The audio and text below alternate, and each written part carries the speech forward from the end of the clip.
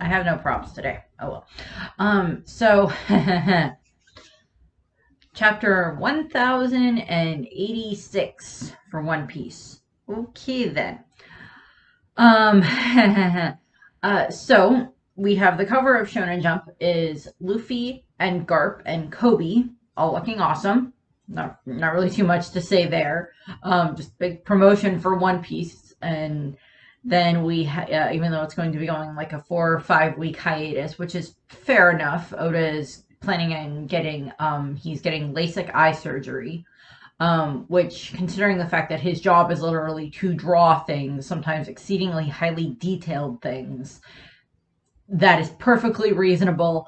I think both of my parents have had LASIK eye surgery at various points in time. I know my dad has had like retina surgery at times as well, which is just a more in-depth type of a thing. Um, and your eyes are very important, so please take good care of your eyes. Please take good care of your eyes. Um, why vision insurance is just not just part of regular health insurance is a jip in this country, but okay, moving on. So the cover page of the chapter is a nice big color spread. It's a bunch of the Straw Hats. We see Luffy and Nami and Sanji and Usopp and Robin and Frankie and Brooke and Chopper, along with a cat and a frog. Zoro and Jinbei are not in this. I think they're the only two that I don't see in the picture, unless they're hiding somewhere, but I clearly don't see them. And it's just all of them, and it looks like it just after like a big rainstorm happened, and then they're just like they were all out and about, and it started raining, and they're all in like raincoats and everything, ponchos, and then like it's just like a bunch of rainbows all over the ground and everything's all bright and colorful and all of that. And it's like no rain, no rainbow, which is sometimes it's a fun way of stating if you don't go through the bad times, then the good times aren't as good as they can be, or don't seem as good, or whatever, type of a thing. So that. Moving into the actual chapter. Did we get a chapter title for this one, or did I miss that? I don't remember if we got a chapter title on this one, unless I'm just completely missing it. No, I don't think I'm missing it. Oh, there it is. So it's, the 5 Elder Planets. So, big spoiler for this chapter. We get the names of the other 4 old men. Well, 3 old men and 1 semi-middle-aged man, give or take. So, going through the chapter. So we start off with that Marie Joie with Pangea Castle and everything. And it's just getting us a bit of an update on like things that are going on. It's like it was not revealed about Cobra's murder until after the reverie was finished. Morgans didn't have a chance to, disseminate that information, or they were able to keep it away from the other kings and queens. We saw at the end of the last chapter, Vivi and Wapol is trying to escape, and we also saw that they had a message to like the rest of the others, so it would be the other 48 monarchs that were there at the time, stating that Wapol and Cobra would not be attending the rest of the meeting. So there's that. So now we're kind of getting to see some of the immediate aftermath of that type of stuff, or some of the things that were probably going on concurrently. So we see Igaram, Pell, and Chaka all roaming around all over Marie Joie, or at least all over Castle Pangea, trying to find Vivi and trying to find Cobra. Igaram, he's like, "This is Princess Vivi of Alabaster. Has anyone seen her?" Running around, all of that. He's got like pictures of Vivi, just like trying to find whoever may have seen her last and whatever. And of course, Igaram adores Vivi. I mean, like he agreed to go with her on her mission to go and infiltrate Baroque works and everything. All of that happened. Igaram adores Vivi. He's also sacrificed his life for her at various points in time, which is fair enough. He just adores the heck out of her, and she's probably the closest thing to a daughter that he has. And so we see him running around, we see Shaka running around, we see Pell flying around. They're just like, where is the king? Has anyone seen, has his condition worsened? They're all very concerned about their king and their princess, because, the last orders that Cobra gave Pell and Chaka were to go and try to, get Vivi and go be with her by the Bondolas and everything like that. So we have that, and then we also have references to it's like, and all the while, a number of stowaways held their breaths as they attempted to escape on various royal vessels. So, number of stowaways. So we already knew that there were going to be several stowaways. We know that Vivi and Wapol are stowing away on the Aegeus Kingdom ship. And I tried to see if we've mentioned the Aegeus Kingdom before. I know there's CP Aegis 0, but I was trying to see if we've mentioned an Aegeus Kingdom before, and I couldn't find one. I couldn't find a reference to that. So it might just be a new kingdom. We haven't had all of the different kings and queens explain to us exactly who all of them are yet. So that's a possibility. But we see Wapol and Vivi hiding there, and Wapol's talking into a Dendenmushi that is clearly communicating with Morgans, because we cut to where we see Morgans, and then we see his flying balloon, which is adorable. His flying balloon teapot news station, which, I'm sorry, I love the design of this building. It's adorable, and it's so whimsical, and I love it. It fits perfect with Oda's designs of things. It's just like we're on the Aegeus ship and everything, and Morgans is just like, oh, this will be great. We'll just have our little ship fly by, and then you guys can hop on while we're pretending to get like a big scoop or something like that. And then, Wapol's like, I owe you, and Morgan's like, oh yeah, you do. Oh, you definitely owe me. There's a manhunt out for you. So, this is very big news. And we have Vivi and Wapol are like talking, or at the very least, Vivi's trying to find out from Wapol what he saw that made him run away. And she's like, what did you see in there, Wapol? And he's like, I no, get your own ship. He's like running. It was just like, I can't tell her what I saw, but I don't need I don't need CP9 running after me, and they'll find me, or CP0 getting me, and they'll just do a whole bunch of bad stuff to me. So he's not happy. Vivi is just trying to get the information out of him and trying to get the transponder snail so she can find out who he's talking to and everything. And they're just arguing. And then we cut to where we see CP0 running around. We see the very tall guy that has like the black, they're not dreadlocks, but they look like dreadlocks that are just pointing out, that has like the very high shoulders. Gramanda, I think was his name. I don't remember exactly. He's still alive because he was not at Onigashima, because I double checked. No, he's none of the ones that were at Onigashima, so he's still alive. So we see that. We see him going around showing Vivi's picture, trying to find where she is. And he shows it to Stelly, and we see Stelly just go goo-goo-eyed over Vivi. And then we see his wife, just like trying to drag him away and everything like that, getting angry. We also see Spondum and probably a couple of other CP0 agents, the, riffraff ones running around with Sabo's picture, trying to see if they can find him. So we've got CP9 out looking for them because, of course, Vivi just escaped, or CP0 out looking for them because Vivi just escaped CP0. In a very unorthodox fashion, but, give the girl props. And then we see where we have two of our other stowaways. So then we also have Bonnie, who is, I think she's probably like in her child form at this point in time, hiding in the Tanjing Kingdom ship. Now, Tanjing Kingdom, I had to double check this because I'm like, all of these are not new names for kingdom. I know that. So Tanjing Kingdom is the one that is ruled by Queen Mururon. It's like Maroon, but it's also a playoff on something else. And I always think it sounds like moron, and I'm like, no, that's not true. Mururon is what it's going off of. So we have Bonnie there, and she's just like, I'm hungry. And then we cut to where we have the Lelucia Kingdom ship, and that's where Sabo is hiding in their like build section, as Bonnie is hiding in like the hatch section of the different ships. So Sabo's there, and he's just like, if I can just make it to Lelucia, I know I can figure something out. So it's just like he kind of knows that that's where they were, and that comes up later on that he knows that that's at least where like they have this connection to the Revolutionary Army, so that he might be able to hide out there. And Sabo looks very injured. He's like bleeding. He got pretty beat up during whatever that fight was with the Gorosei and Im. So he got a lot of damage taken to him. And then he has, here's, Cobra's voice, I'm counting on you, Sabo-kun. You must live on and everything. So Sabo's probably like running through like the information that Cobra told him that was like in the letter that Sabo was able to hear to make sure that he's not going to forget that, since that seems to be very important information. So we have that.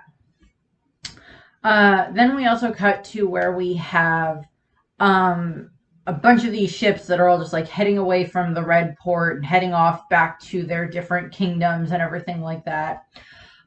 We know that the Alabaster ship, I believe, is still currently in the timeline, currently still docked at the Red Port on the Paradise side, because they don't know where Vivi is, so they don't want to leave in case she's still there.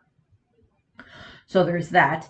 But all of the rest of the ships probably went home. Wapple's wife probably is just like, take me back to my kingdom. I need to throw a hissy fit and have a soap opera overreaction to this as my husband is off gallivanting somewhere with his mistress, type of a thing. That whole fun concept. Although we don't see her anywhere in this chapter. And it's, it didn't take long for the stories to spread across the globe. The murder of King Cobra of Alabasta and the disappearance of his daughter, Princess Vivi, and everything. We're getting these in all the narrator boxes and everything. And then we're at the Holy Land of Marie-Joie, where we have, the Gorosei all discussing things again in their giant, opulent room with very little furniture. So we have them all discussing this, and they're discussing Sabo. And he's like, he has a checkered fate. How else can you account for him constantly being surrounded by those who bear the letter D? Because it's like, Sabo, he has, he's basically been raised by Dragon, and that gives a connection there. He has a connection to Luffy and Ace because, he's proclaimed that he's their brother and everything. So there's that connection there. So they're just like, this boy... And there's the question of, like, do they know about Sabo as, like, that he's, like, Outlook's son from the Goa Kingdom, that he is Stelly's adopted brother? Like, do the Gorosei know this? Is that, like, pertinent information that they are aware of? Is that information that, like, the CP agencies know about? And they're just like, oh, yes, this is what we have here about him. Do they know that?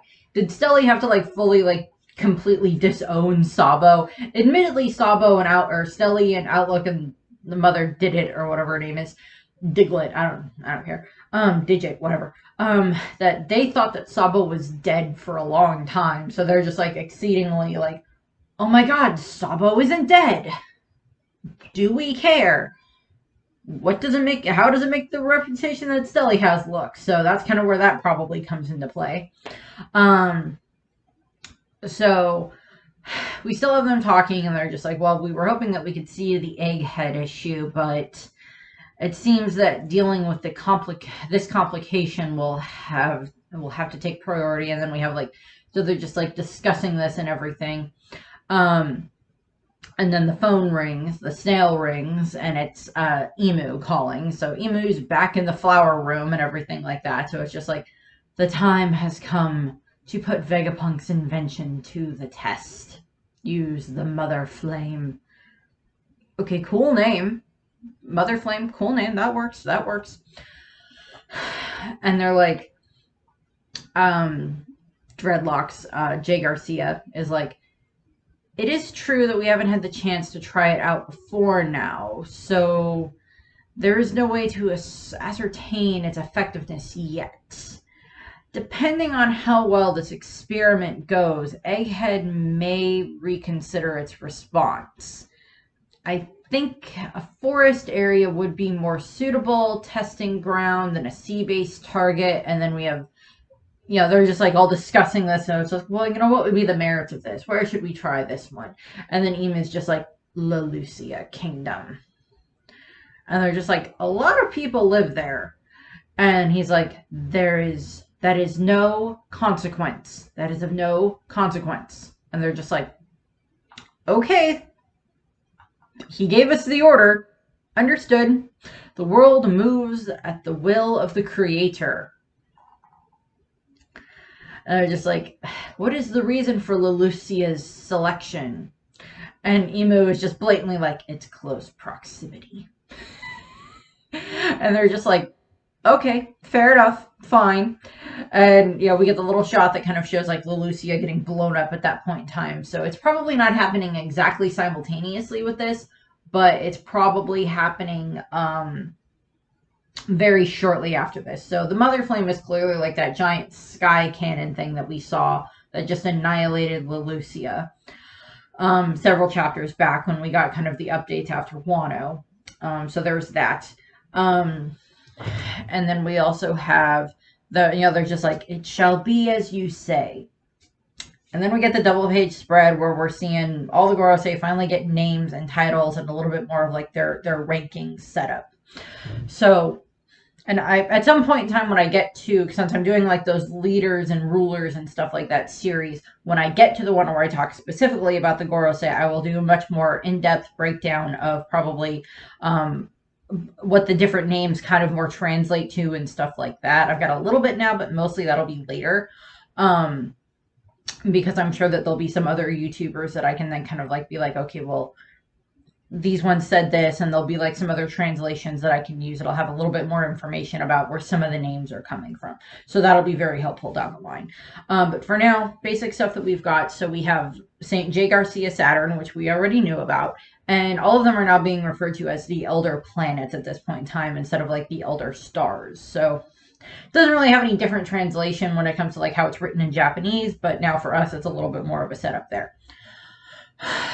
For the English translation and probably into some other different translations as well. So we have St. J. Garcia Saturn, and he is just like, I will make the necessary preparations. I humbly request time, your patience in the meantime. So he's probably like preparations to go to Egghead and probably deal with Vegapunk and everything like that. Get the cannon ready so you can fire it and all of that other stuff. The reference that they made to like the Egghead, reconsidering its response would probably be like Vegapunk being like, I didn't sign up for this. So then we also have St. J. Garcia's full setup now is 5 Elder Planets, Defense Science Warrior God, J. Garcia Saturn. Then we have the next one, who's one with like the long white beard, and he's just like, Lelucia's citizens have shown sparks of rebellion recently. So that is a reference to what happened with Peachbeard and with the Revolutionary Army there during the Reverie. That is a reference there. We know that this may also coincide with, since they said it's close proximity, this may also coincide with the fact that King Seki and his daughter will have returned to Lelucia at this point in time and may have already been arrested by their people, and the people may already be rebelling at that point in time. So there's that. So they're like, yeah, they're already rebelling anyway, so it's fine.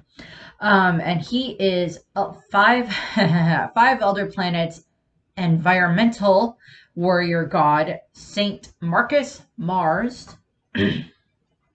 So there we have the Mars reference.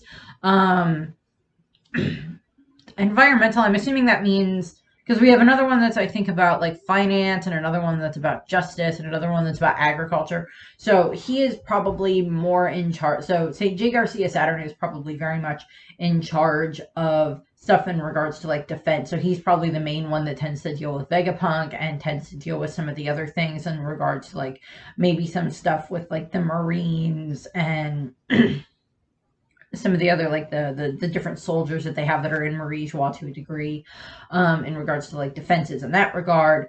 And then Saint Marcus is probably a little bit more of like environment, maybe stuff to deal with making sure that like the environmental is like balanced, possibly with like stuff that's in Marie Joie as well, but maybe also with like environmental resources and things like that.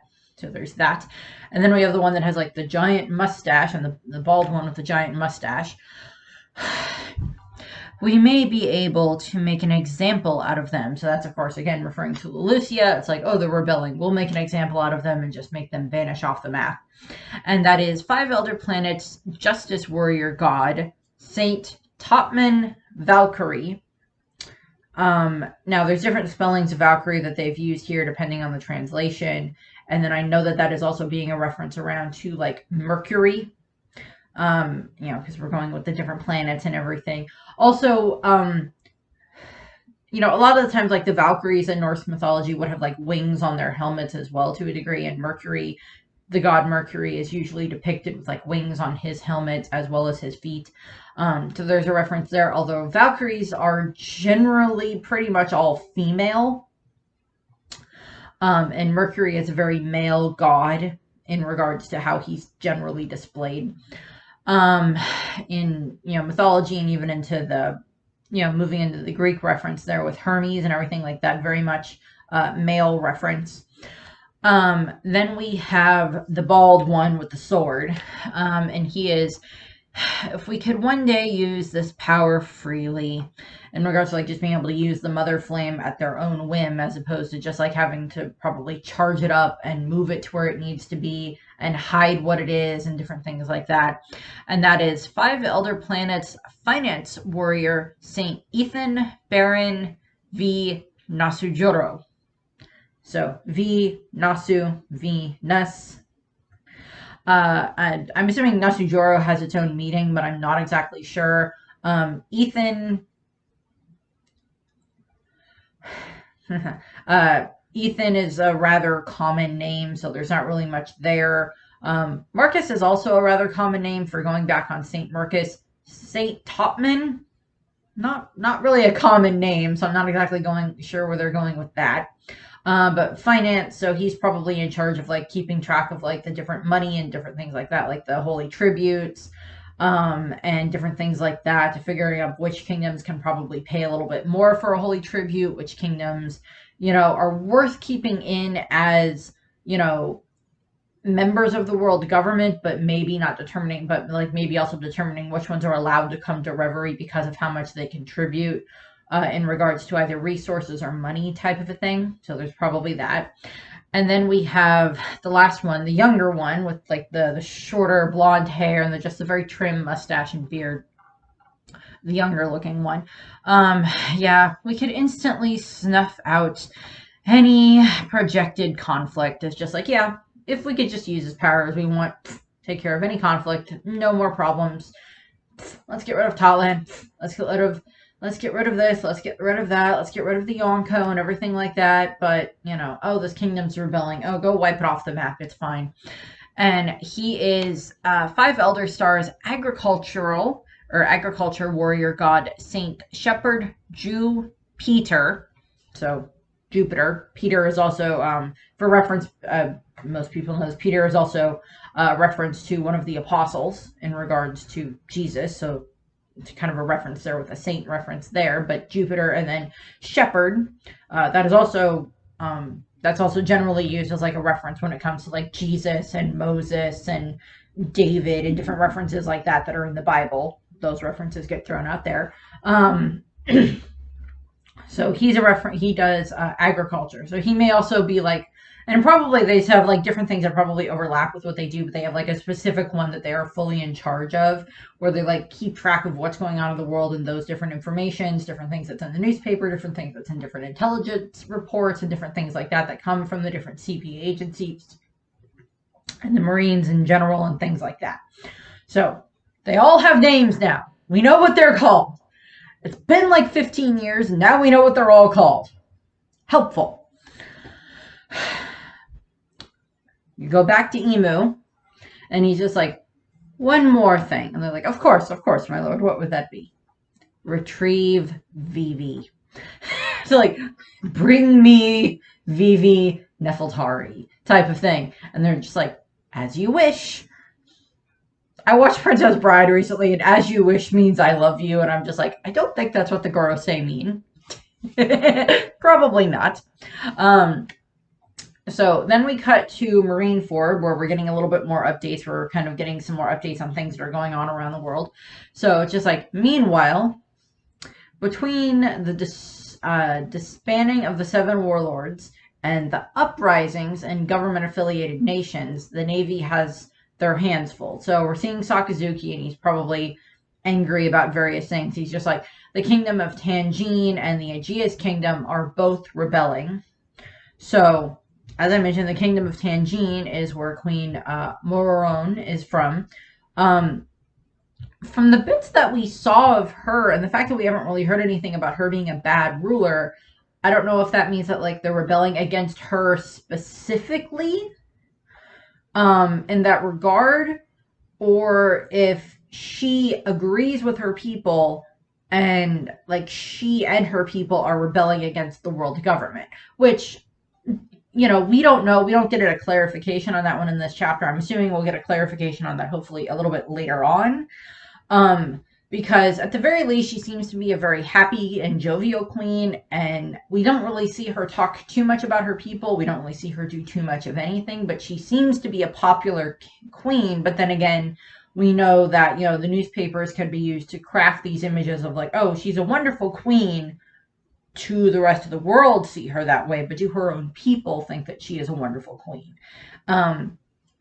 If they are rebelling against her and they lock her up the same way that happened with Seki and his daughter, then she may not be as good of a queen as we're thinking.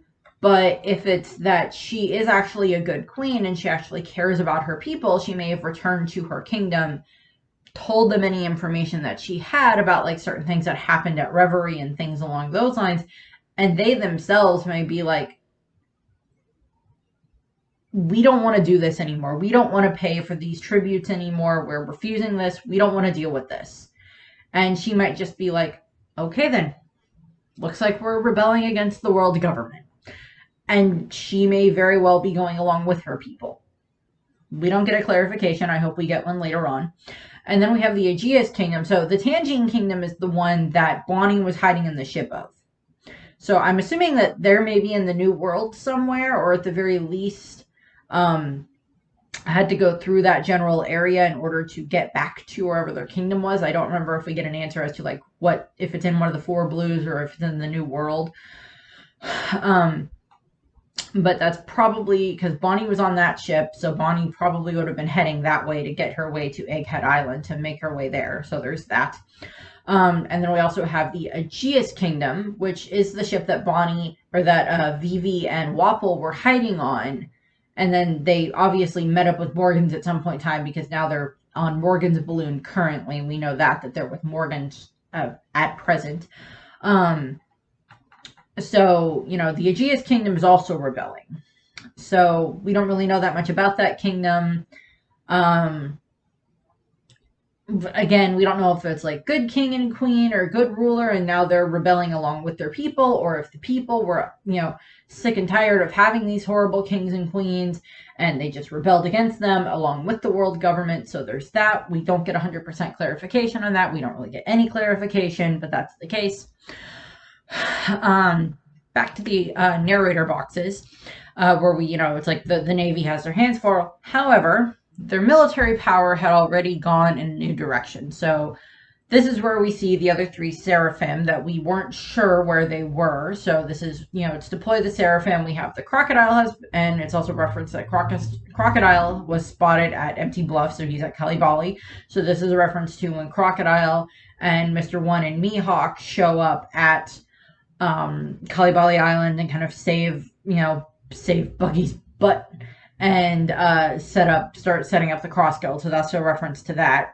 And then we also see the other three Seraphim. So we see probably, you know, S Flamingo, S Bat, or S Gecko, however they want to set it up for Moria, and then S Crocodile. We all see them. The S Crocodile just looks very apathetic and does not care. It's just kind of the look on his face. He does have the same scar across his face that adult Crocodile has, that the real Crocodile has. So that was probably a feature that they added. You know, Doflamingo, again, looks like a young version of Doflamingo. They look like the same sketches that Oda drew, except that they're, you know, the tan skin and white hair and everything. So they're that, and they all have, I think it says, yeah, they have PX all written on like their neck or on their chest or so. So we see that. So we get to see those. Then we cut back to where we have Sabo finishing out the story and talking with Ivankov and Dragon. So he's like, the second we docked at Lelucia, the people arrested King Seki and Princess Komane, and they were just waiting to ambush the royals. So we've already been told that King Seki and Princess Komane are not good rulers, that they heavily tax their people, that they very much like oppress them and stuff like that. And that's, we've been told that already. We saw a little bit of King Seki at the world at the Reverie, but not too much. We saw Kome. She was one that was kidnapped and then rescued by Kobe and Helmeppo, so there's that. And then Sab was like, since I was a stowaway, they welcomed me with open arms. That's when I saw the papers and found out that they pinned King Cobra's murder on me. So we have, Ivankov there, and he's like flipping through one of the books, probably just looking for some other information that, Sabo may have referenced or something like that. And Dragon's like, just like sitting there, like contemplating stuff. And Sabo's still like, unsurprisingly, the people there considered me a hero. I wanted to tell them the truth, but when I saw how that lie fanned the flames of rebellion within them, the words died in my mouth. And this is a reference to, Sabo had made reference to the fact that it was like, I'm not happy that Cobra died, but if it's a way of fanning the flames of this rebellion, of keeping it going, of getting these uprisings going, then I'll be that one. I'll be the Flame Emperor. I'll be whatever they need me to be that symbol to embolden them, because this is our goal. So this is a reference to that. And he's like, Betty and the others had already inspired a lot of them, and I ended up bringing many of those hopeful recruits back with me. So this is a reference to the fact that he had like a bunch of them on the ship with him when he was leaving Lelucia, and then when he arrived at Kamabaka Kingdom and everything, he had Mocha and a bunch of the other ones there with him as well. Or not Mocha. Oh, frick. I know her name. Mona. He had her with her, or she was there with him and everything, and we see the people just like all getting riled up and everything, because that's of course reference back to when Betty and the other 3 commanders were there and stuff, dealing with Peachbeard. And so we have Sabo is out explaining what happened with the Den Mushi, why it looked like he was calling from Lelucia. So he's like, I couldn't make a direct contact with an encryption snail, so I routed my call through the island while we were setting sail. So this is basically like, he like wiretapped the phones, or not wiretapped them. He call forwarding and stuff like that. Like, I'm going to call this, and then it's going to direct it over here, and then it's going to go that way.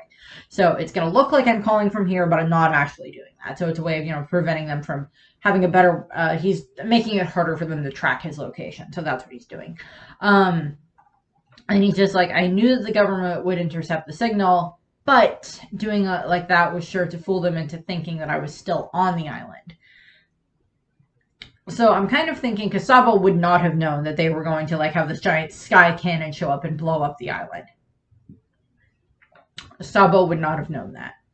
So I'm thinking that Sabo probably thought that, well, if I route it through the island, since this is a world government affiliated island, maybe they'll be less likely to attack it. Even though the people are in rebellion, they might be less likely to attack it, type of a thing, or maybe something along those lines.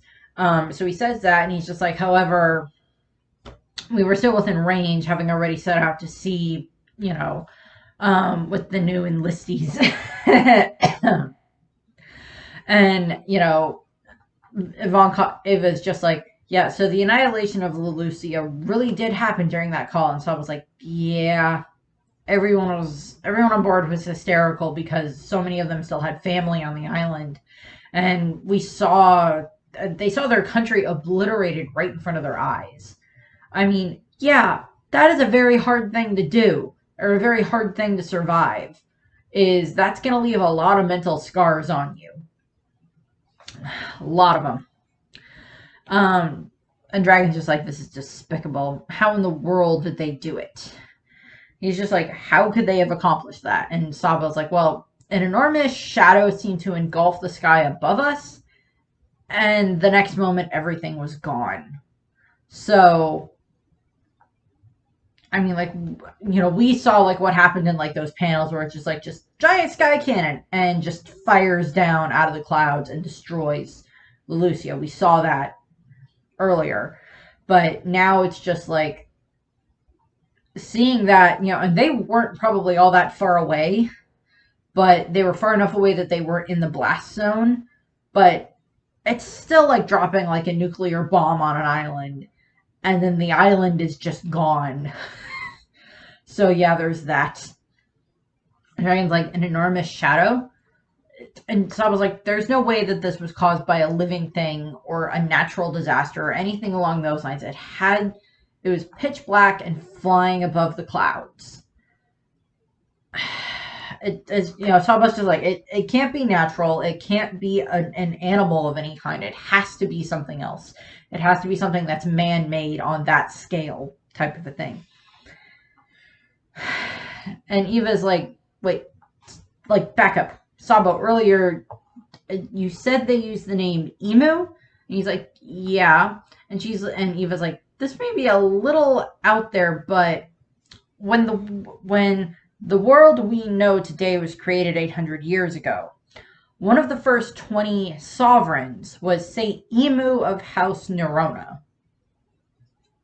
So this is just more confirmation here that like the emu that is currently the current emu at the moment is probably the same emu from way back then. And we get into this in a minute because Eva's like, yeah, he like shows Sabo a book and he's like, this is probably like a list of a lot of the different names as much as they're aware of, because if anyone would have worked their butts off to try to get information about who a bunch of these, who the original 20 families were, it would be the Revolutionary Army and it would be Dragon. And I'm quite certain that, like, because Dragon has this connection with Vegapunk. We know this. Vegapunk had access to the different books that were in Ohara. And a lot of those books, some of those books may have contained the names of the other ruling families. Also, it would be, if anyone would be able to try to get information about all of the different families that are up in Marijois, it would be Dragon. Dragon would be working his butt off to try to get a lot of that information.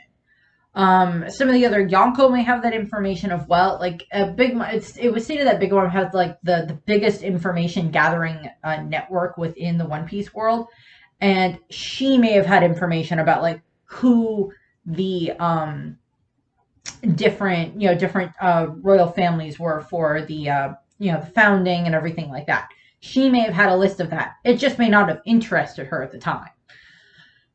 But it may be information that she has. It may be information that Shanks has. Probably not Kaido, but possibly, he kind of wanted to be Joy Boy, so maybe he had some information about that. Maybe there was information King knew. I'm not sure.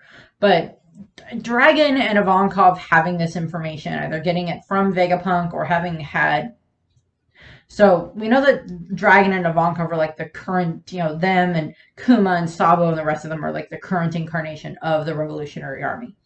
There has to have been other revolutions over the last 800 years. Other revolutionary armies that have popped up, maybe some led by someone of the Will of D, maybe some just led by someone else random. And depending on stuff, flames of rebellion, sparks of rebellion, will spark each other. And it could be like generations ago there may have been another rebellion and then some others before that, and there may have been other information where like those names were passed down where they were known. So Eva's like, there was this Saint Emu of House Nerona way back then, and we also know that there is the Eternal Youth Operation, the Eternal Youth Surgery, that is that can be done by the person who has the op fruit. That if this is the same person, then that must mean that person, that someone in the past, 800 years ago, used the Eternal Youth Operation on Imu. And now that Imu is the same one that we still see now, that is the current, Imu-Sama, ruler of the world. And, Ivankov's like pointing this out, which we already had that theory that like, oh, if this is the same Imu, then they probably have had the Eternal Youth operation performed on them at least once, if not more than once, depending on like how long that, operation may apply for, or however that goes, and stuff. So, and Eva is pointing out that means that this person doesn't need to worry about death. Now, we haven't had the clarification, I think, of like whether or not does eternal youth just mean that you cannot die, like even if you're stabbed in the heart, like are you not going to die? Or is it just you don't age anymore and you're not going to die from old age? Like, can you still get sick and die? Can you still die if you have too much, bodily injury done to you?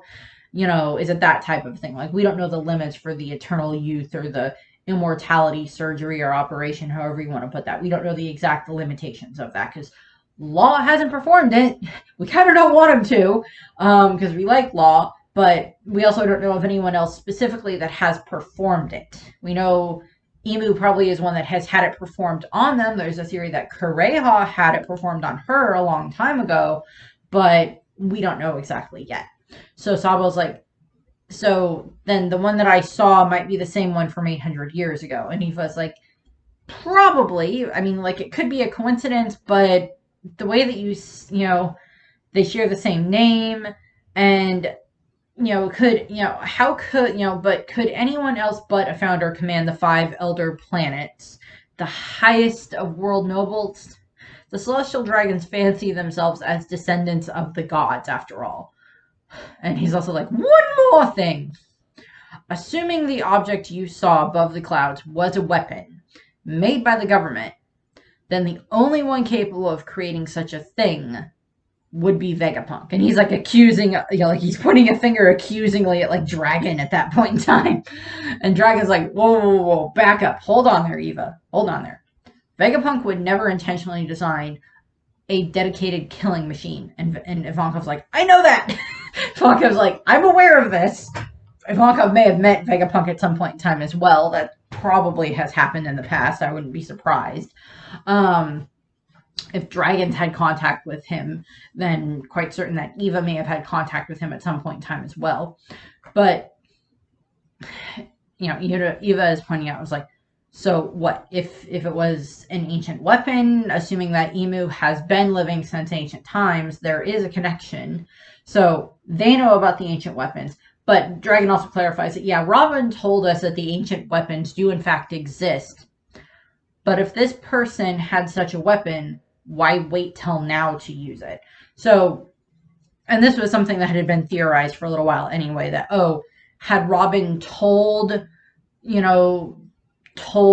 Dragon and Sabo and stuff about the ancient weapons, that like, oh yes, they do exist, they are real. Had Robin told them that, because Robin at that point in time had already learned that, because she'd read the poneglyph that was at Alabasta, and she'd read the poneglyph that was at Skypiea, along with the one that was, I think she had stated that she did read the one that was at O'Hara, and then she also found that other one at some point in time, but she would have been like, I've read these different poneglyphs. They state that the different ancient weapons are real, and even the locations of some of them, with, the one in Alabastus, talking about the one, talking about talking about Pluton, that is at, that is underneath Wano, and then, of course, like the one at Skypiea, I believe, talks about the one that's at the bottom of the ocean, which is Neptune, or Poseidon, excuse me, that is that, and that's Shirahoshi and everything. So there's those connections. So Robin would have told them that. And Robin probably was just like, yeah, I trust you guys enough to tell you this much. And, she's like, they exist, but whether or not someone's had them, why wouldn't they have used them yet? Particularly if it is like that type of a weapon that just blew up an entire island. Neptune or Pluton was stated to be that type of a weapon. Uranus we're not sure about yet, but it probably has something to do with the sky. But Dragon is like, well, why wouldn't they use it before now? And, I mean, technicality, if you keep running around and using a weapon to blow up other countries, yeah, you're going to get other countries that will become subservient to you because they don't want to get blown up. But if you keep this fake image of peace all over the world, that like, oh, the world government and the Marines are trying to preserve peace and keep everybody safe. It's the pirates that are the bad ones. They're the ones that are causing all of these problems. It's not the world government. The majority of your problems and worries are caused by the pirates. The world government and the Gorosei and the celestial dragons are on your side, type of a thing. So you don't really want to go around willy-nilly blowing up an island every so many weeks or every year or something like that. People are going to notice. So there's that. So we cut to, I think it's the last page of the chapter. So we cut back to Marijwa, and it's present day. So this is probably happening at the same time that like Sabo and Ivankov and Dragon are having this conversation. This stuff is happening now at Marijwa as well. So we cut back to Marijwa, and present day, the holy land of Marijwa, a celestial dragon has just been sentenced to death. However, this information will never be reported to the outside world. So we have I love this reference here that they threw out here with a bunch of the different celestial dragons complaining. It's just like, our food supply is gone. And it's like, we have no bread. All we have is cake. Which is a reference back to the French Revolution, and supposedly that Marie Antoinette said, well, if they don't have bread, then let them eat cake. For reference, she never actually said that. That was someone else that said that in like a different, still in France or something like that, but at a different time frame. It was not Marie Antoinette that said that. It is just attributed to her because it gives bad publicity to, it's propaganda against her and her husband. Not that she was necessarily the best queen to begin with, but she didn't actually say that, for future reference, in that regard. So just like, but you don't have any bread. All we have is cake. Okay. Cake is a type of bread. I kind of consider cake a type of bread. It's just a very sweet type of bread. At me if you want, whatever. So then we cut to where we see this guy who has a sword. He's sitting in a very ornate chair. He has a very ornate beard and hairstyle. It's like part of his hair like comes up and like comes into a point, and then like his beard comes into a point, so it's like a giant crescent moon, and then like points on the side. So we get the info boxes for this guy right away. Just like, the judge was the former king of the land known as God Valley. He currently serves as the supreme commander of God's Knights. His name is Saint Figerland Garling. Okay, let me finish reading up the chapter, and then I'm going to go back to that one.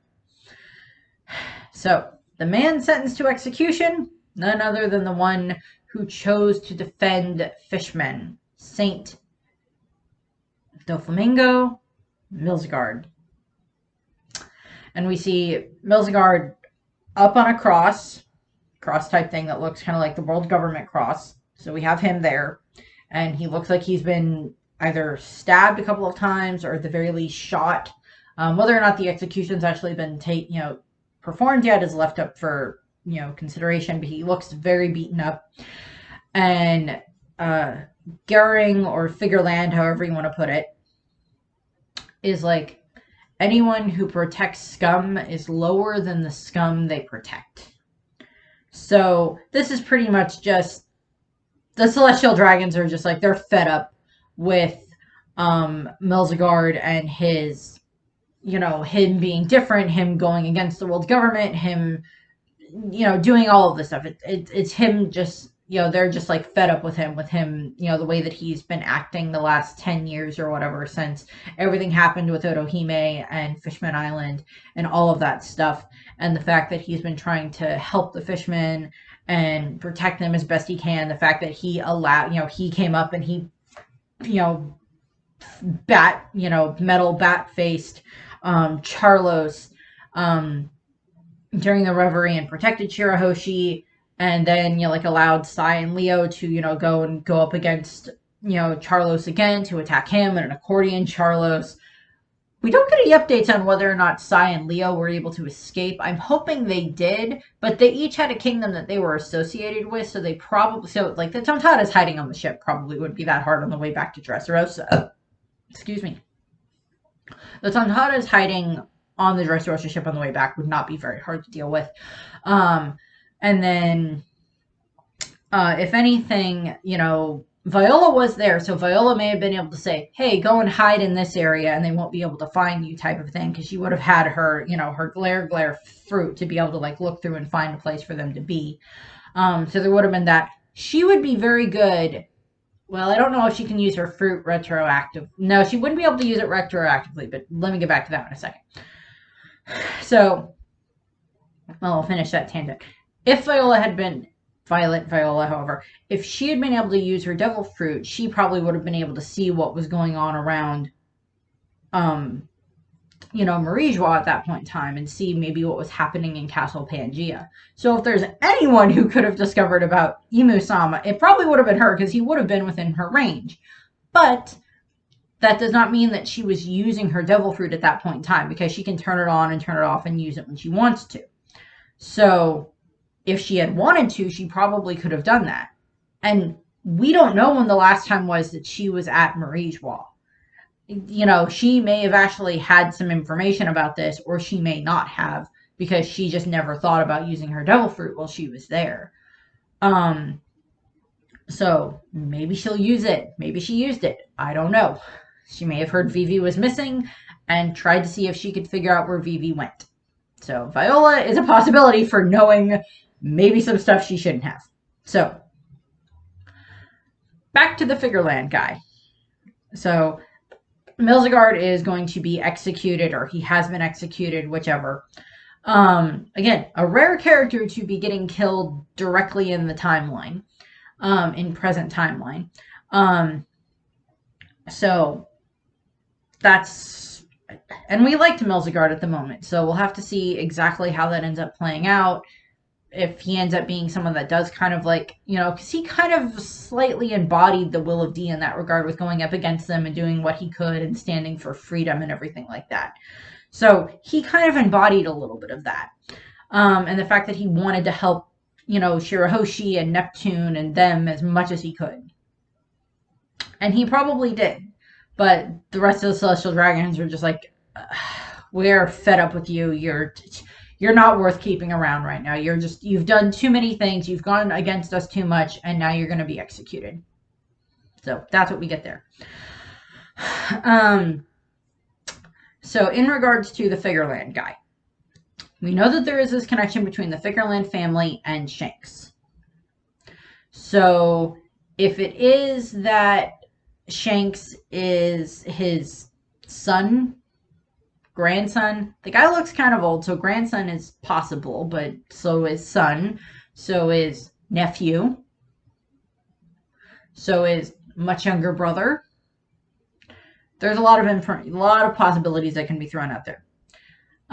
We don't know what color the guy's hair is. I'm leaning toward, given his current depiction, probably either white with maybe a little bit of gray mixed, or white with maybe a tad bits of red mixed in, depending on stuff, if they want to throw in red to show that connection to Shanks. But there is this connection there. He is stated to be the former king of God Valley, so of the land known as God Valley, so he was probably there 39 years ago or whatever, 38 years ago, whatever. When everything happened at God Valley, he was probably one of the celestial dragons that needed to be protected there. And it's also stated that he is currently the supreme commander of the Holy Knights. So he is the one that is like in charge of all of these other probably very powerful fighters amongst the celestial dragons. And, he's probably either the strongest or just the one that has the most seniority and has proved himself enough, the same way that like Garp or Son Goku have in the Marines, or Kong or something along those lines, where that they've proved themselves in the Marines. He's proved himself to be able to hold this authority, probably. And we don't really know if there was much of a trial in this regard, in regards to determining whether or not, Milzigard should be allowed to live or should be executed. We don't know if there was a whole lot of like communication there, how much of a trial was done. We see some other celestial dragons in the background that just look like, yeah, go, this will be fun. And of course for them, they just see it as entertainment. They just had a whole bunch of their slaves, taken away from them by the Revolutionary Army and everything like that. So that happened. A bunch of their slaves just escaped. And, they were attacked by the revolution, by the revolutionaries. So they're probably not exceedingly happy. So this is a way for them to, like, at least enjoy something at the moment. So they probably made a spectacle out of the trial, in all honesty. It's not like that's not done in our time at all. That's not like, oh, that's never done. No, they never make a spectacle out of like a high profile um, court case or legal document or something like that. That's never done, ever. But they probably turned it into a spectacle in order to A, humiliate Melzigard more, and then B, hammer in the fact that what they were doing was supposedly the right thing because they are the descendants of gods. Again, how much information, the Figureland Gearing may have about the outside world is a little bit left up for debate. We'll have to find out whether or not there is the connection to Shanks or not. There seems to be, but we're not sure. Also, we seem to see this thing going back and forth where we have Don Quixote Milzigard. So the Don Quixote is the family name is first and then the given name. And then we have Figureland Gearing. So there's that again. But then with all of the different Gorosei, the last part of their name seems to be like Saturn and Mars and Jupiter and Valkyrie and V Nasujos. Like those were all like the last name setups, as opposed to like the first name, last name and then first name. It was first name and then last name. So maybe theirs is just a little bit different in that regard. But it could also just be the way that they're setting it up for like the translations to make it make more sense. So we'll see how that goes. Because by technicality, it would be like Saturn J. Garcia if it was the other way around. So we'll have to see kind of how that gets either explained or whatever later on. So longer review than I intended it to be. Sorry, I rambled a bit, but that's what we have. I thank you for watching. As I said, since I'm doing those different series about the series about the different rulers, I'll do a little bit more of breakdowns of some of the other ones later on when I get to the Gorosei and when I get to Eam and when I get to the Celestial Dragons in general and stuff like that. I'll do a bit more of like, breaking some of those down with some of the other information that probably will be from this chapter, along with any other additional information that may come out by the time that I get to those chapters or get to those videos, depending on how those land with other chapters coming out, since Oda will be on a break for a month, which is perfectly reasonable. You feel better and get your LASIK surgery, and we'll see you in about a month or so. And then thankfully I have some other videos that I was working on. Also, because they keep naming them after planets and everything like that, obligatory Sailor Moon reference here. There'll be a lot more of that in a different video, but obligatory Sailor Moon reference. So that's what we have. I thank you for watching, and I hope you have a nice rest of your day. Bye!